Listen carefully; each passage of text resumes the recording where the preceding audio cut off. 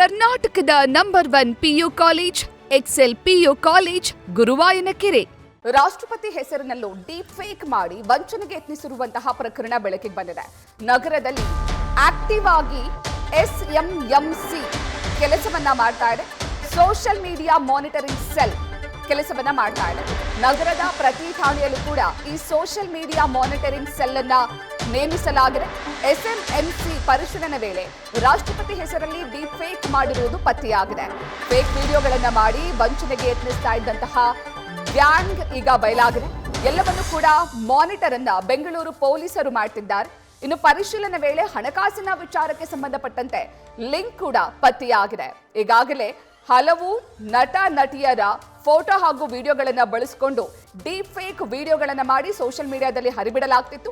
ಇದೀಗ ರಾಷ್ಟ್ರಪತಿ ದ್ರೌಪದಿ ಮುರ್ಮು ಅವರ ಡೀಪ್ ಫೇಕ್ ಮಾಡಿ ವಂಚನೆಗೆ ಯತ್ನಿಸಿರುವಂತಹ ಪ್ರಕರಣ ಬೆಳಕಿಗೆ ಬಂದಿದೆ.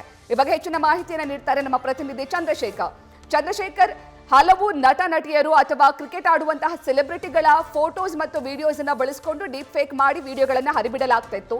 ಆದ್ರೆ ರಾಷ್ಟ್ರಪತಿ ದ್ರೌಪದಿ ಮುರ್ಮು ಅವರ ಡೀಪ್ ಫೇಕ್ ಮಾಡಿ ವಂಚನೆ ಮಾಡಿರುವಂತಹ ಪ್ರಕರಣ ಆಗಿದೆ ಅನ್ನೋದು ಗೊತ್ತಾಗ್ತದೆ. ಈ ಬಗ್ಗೆ ಹೆಚ್ಚಿನ ಮಾಹಿತಿಯನ್ನ ನೀಡೋದಾದ್ರೆ ಈ ಒಂದು ಪ್ರಕರಣಕ್ಕೆ ಸಂಬಂಧಪಟ್ಟಂತೆ ಇತ್ತೀಚೆಗೆ ಈ ರೀತಿಯಾದಂತಹ ಪ್ರಕರಣಗಳು ಹೆಚ್ಚು ಕಂಡು ಬರ್ತಾ ಇತ್ತು.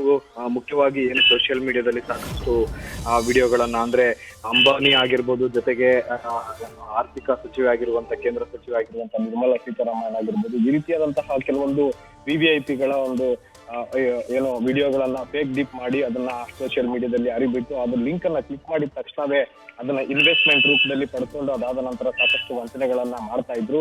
ಎಲ್ಲೊಂದ್ ಕಡೆ ಈ ಒಂದು ವಿಚಾರವನ್ನ ಮಾನಿಟರ್ ಮಾಡ್ಲಿಕ್ಕೆ ಅಂತ ಹೇಳಿ ನಗರ ಪೊಲೀಸರು ಒಂದು ಏನು ಸೋಷಿಯಲ್ ಮೀಡಿಯಾ ಮಾನಿಟರಿಂಗ್ ಸೆಲ್ ಅಂತ ಹೇಳಿ ಪ್ರತಿ ಠಾಣೆಯಲ್ಲೂ ಕೂಡ ಮಾಡಿದ್ರು.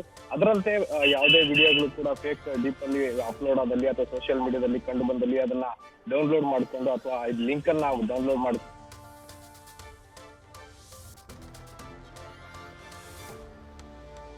ಥ್ಯಾಂಕ್ ಯು ಚಂದ್ರಶೇಖರ್ ತಮ್ಮೆಲ್ಲ ಮಾಹಿತಿಗಾಗಿ. ನ್ಯೂಸ್ ಫಸ್ಟ್ ನಿರ್ಭೀತಿಯಿಂದ ನಿಮ್ಮ ಪರವಾಗಿ.